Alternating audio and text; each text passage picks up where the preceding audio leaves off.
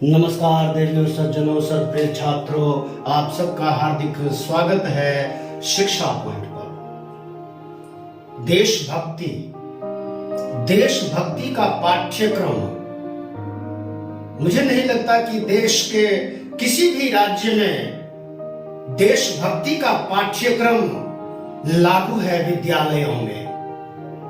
लेकिन दिल्ली सरकार ने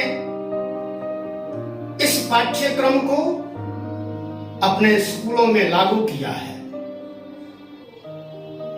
29 सितंबर को एक समारोह के दौरान समारोह पूर्वक दिल्ली के मुख्यमंत्री श्री अरविंद केजरीवाल जी ने इस कार्यक्रम का उद्घाटन किया और विद्यालयों में इसको लागू भी कर दिया गया है।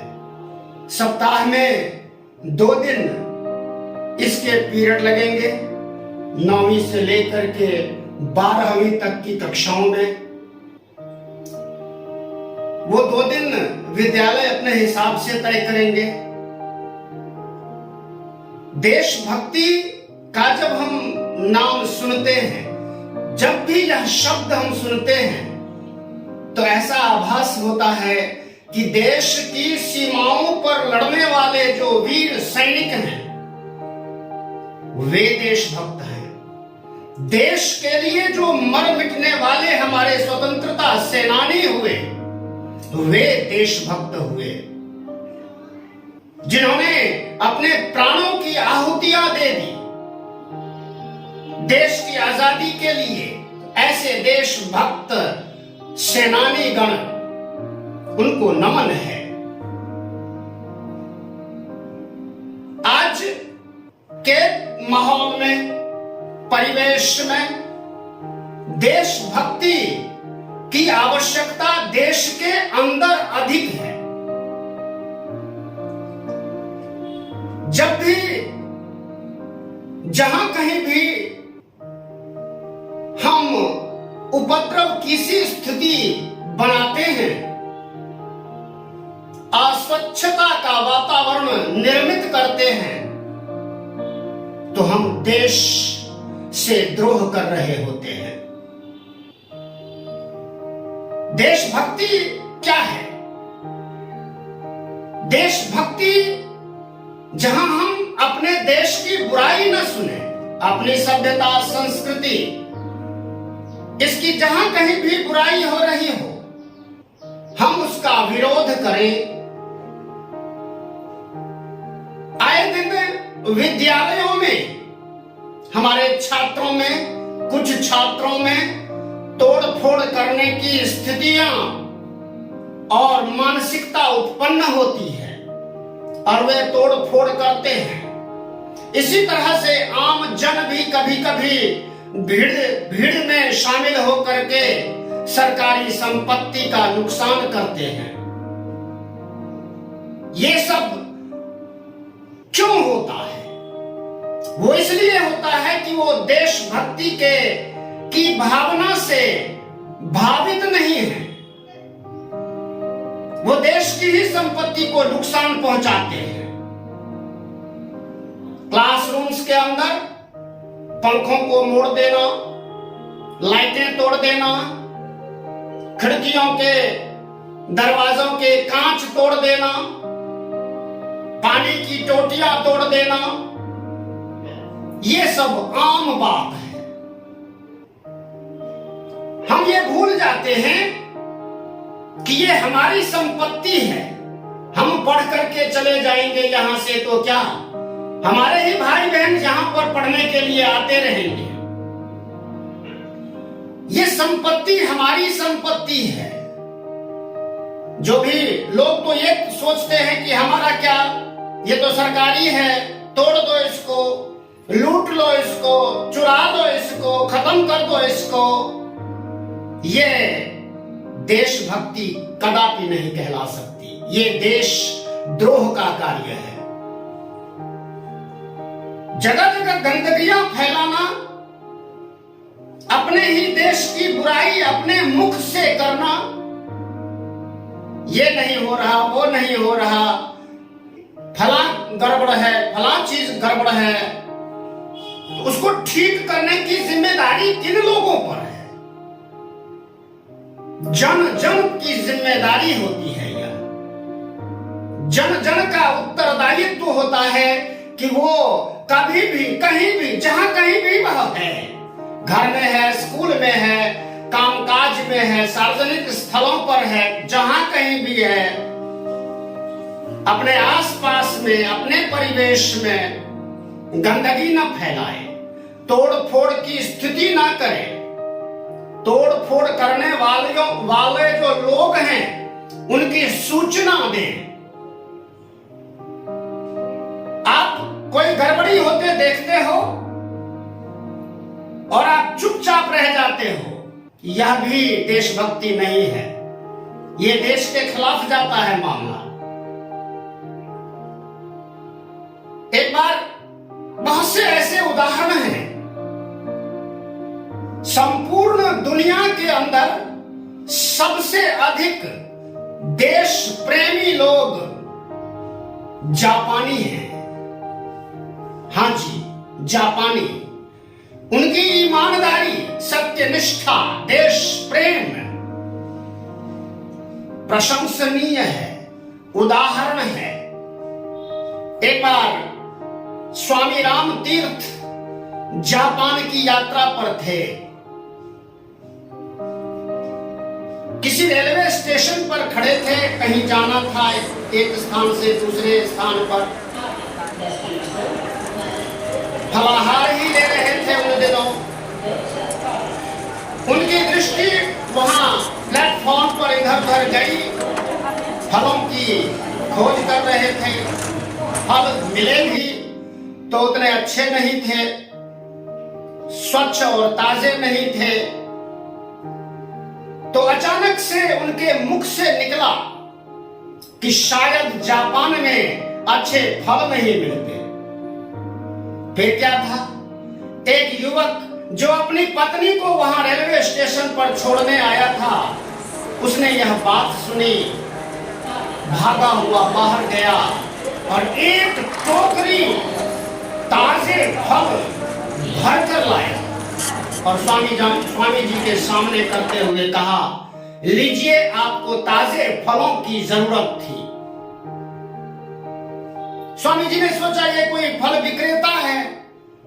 उन्होंने दाम पूछे तो उस युवक ने जवाब दिया कि अगर आप सच में इन फलों के कुछ दाम देना चाहते हैं तो जब भी आप अपने देश वापस जाएं तो किसी से ये ना कहें कि जापान में अच्छे फल नहीं मिलते।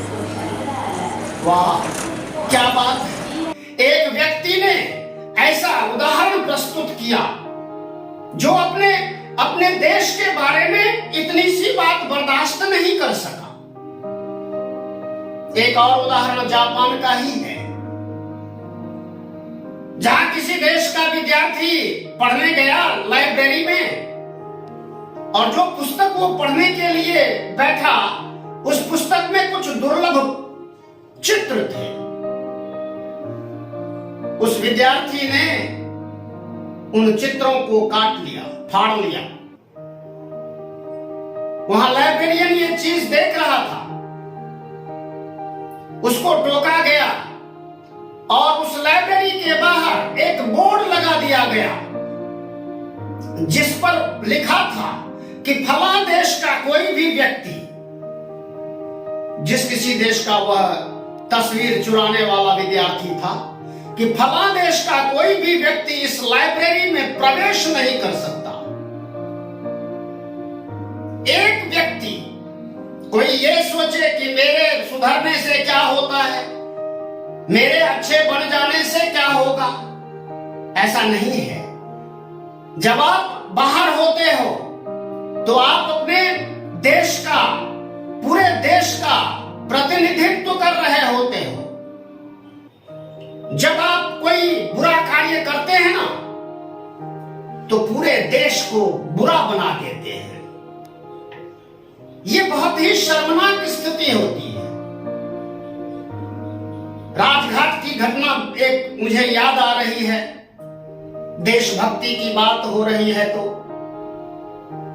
एक अंग्रेज कपल वहां तस्वीरें खींचने के लिए और अपनी भी तस्वीर खिंचवाने के लिए एक व्यक्ति को अपना कैमरा देता है और वह व्यक्ति पोजीशन लीजिए, यस यस, स्माइल प्लीज करते हुए खुद आगे बढ़ा, पोजीशन लेता रहा और जब गैप कुछ बन गया तो वहां से 9 तो 11 हो गया।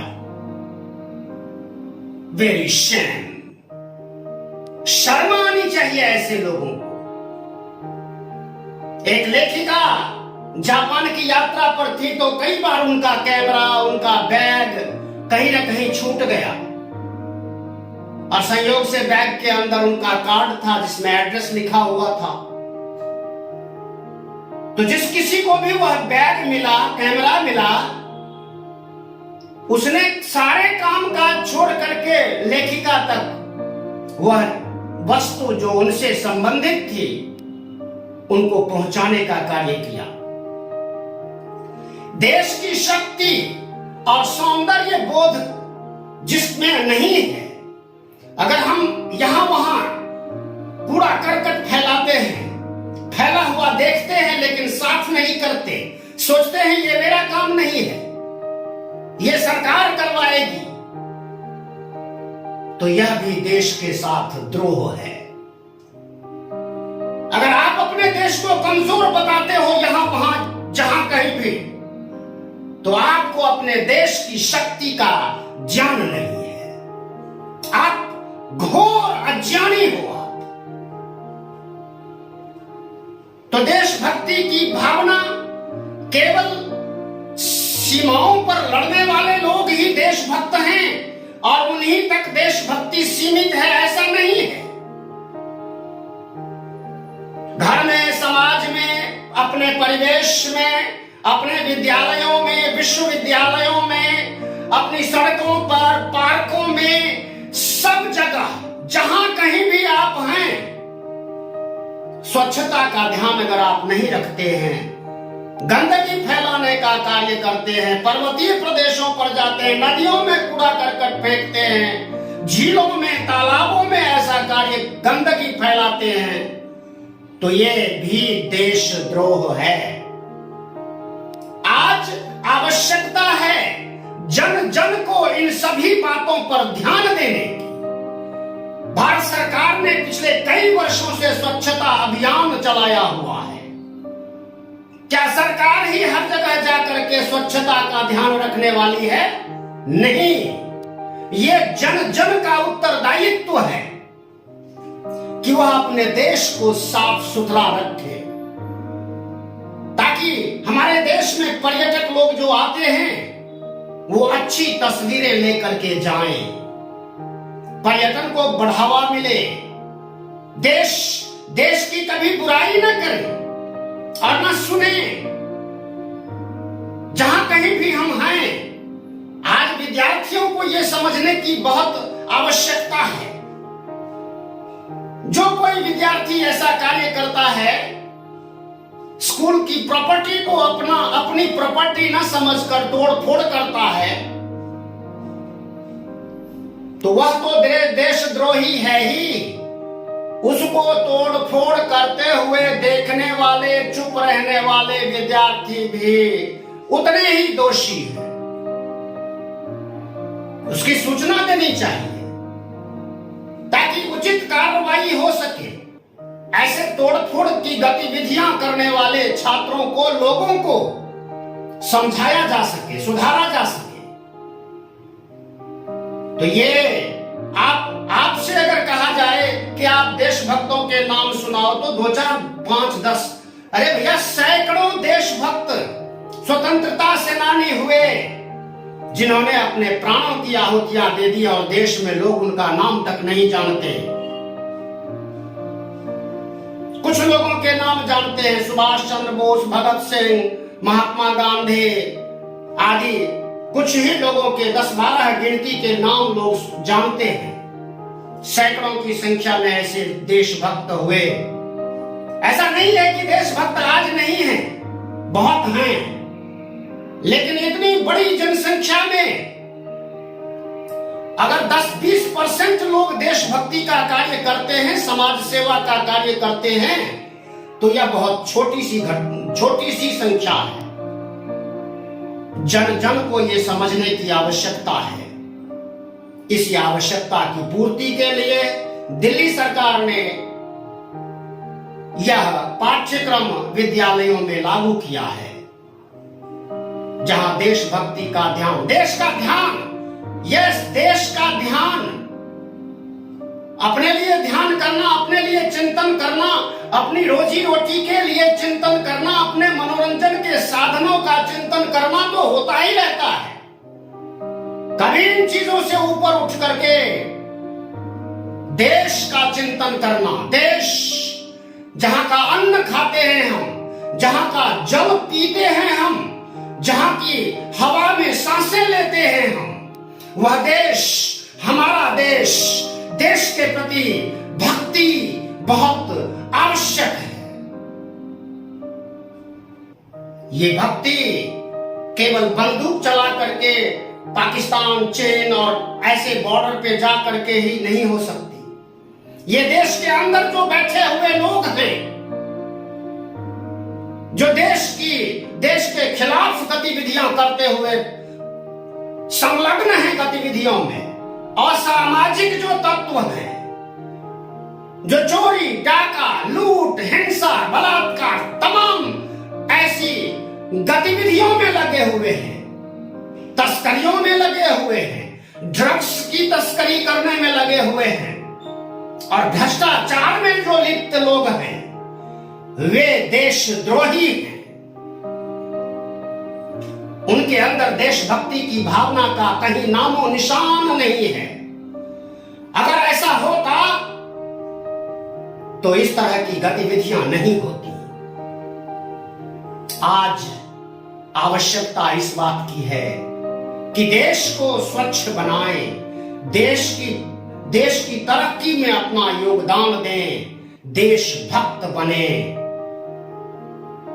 और देशभक्त खुद ही ना बने, लोगों को भी बनाएं, उनको समझाएं कि एक एक व्यक्ति का कार्य अगर बुरा कार्य है तो वो देशद्रोह है, अच्छा कार्य है तो वह देशभक्ति का कार्य है।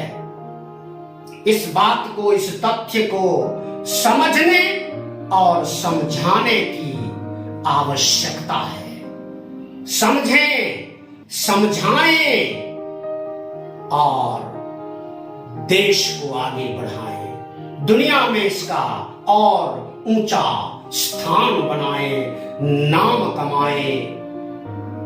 चैनल को सब्सक्राइब भी करें। धन्यवाद, नमस्कार, जय हिंद, जय भारत, जय भारती।